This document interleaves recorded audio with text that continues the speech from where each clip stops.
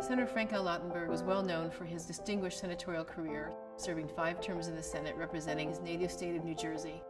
His parents were Eastern European immigrants. It was very difficult growing up for the family. The parents had to move often to find jobs to raise the family. Lautenberg knew that he wanted something more. Lautenberg went on to serve in World War II, came back and was able to take advantage of the GI Bill, study at Columbia University, and eventually formed a partnership with 2 friends from Paterson. They created an automatic check processing company called ADP.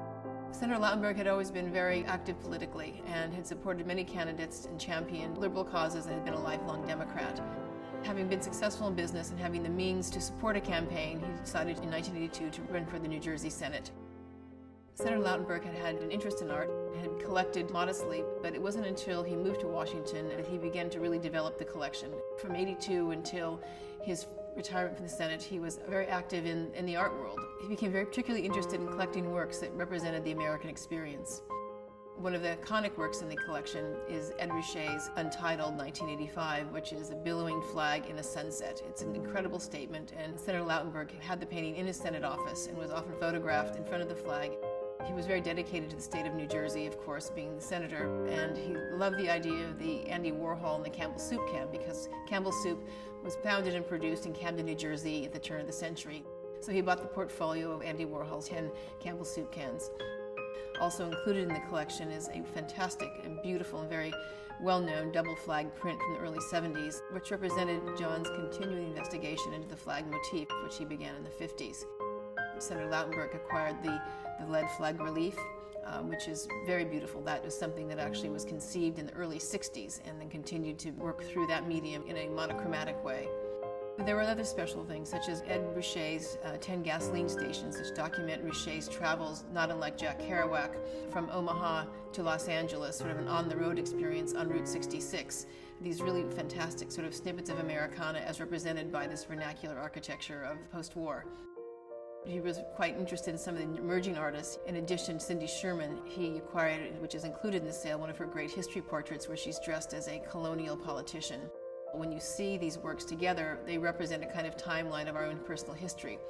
Thomas Hart Benton's wonderful lithograph, which depicts a horse in a race with a locomotive, which is so symbolic of a time when we were going from horses to cars to mass transit. The very poignant photograph by Alfred Stieglitz called Steerage, which is certainly representative of his parents' experience in coming to America.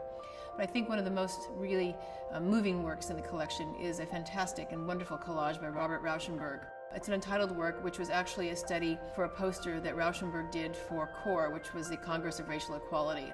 What's significant is that the CORE poster was the very first venture of Rauschenberg into making works with social issues, and he continued to have a legacy of supporting many groups by making prints and posters and helping them with their various causes. Untitled is so distinguished by one of the most iconic images of Rauschenberg's career is his use of the image of President John F. Kennedy, and it becomes quite poignant when we think that this is the month which marks 50 years since the president's assassination. In the collage, Kennedy is surrounded by postcards of Indian reservations, of New York City skyline, of astronauts landing, and it's something that actually takes you back in time in one gesture. And it was something that he was particularly proud of. After World War II, Senator Lautenberg also became very devoted to Jewish causes and Jewish philanthropy. And he certainly met the heads of state of the various countries, Golda Meir, Moshe Dayan, Yitzhak Rabin, and over his long career was honored by many, many different Jewish philanthropies for his dedication to not only peace and politics, but quality of life. In its own small way, this beautiful still life with the doves by Fernand Léger is probably the grandest gesture of his spirit. It was a true honor and privilege to know Senator Lautenberg. He had a fantastic spirit, a great eye for art. Not many people knew Senator Lautenberg was an art collector, and this is an opportunity to see a very, very special, very personal vision that was very important to him. He surrounded himself with these works that were a constant reminder of what this country is and what it could be.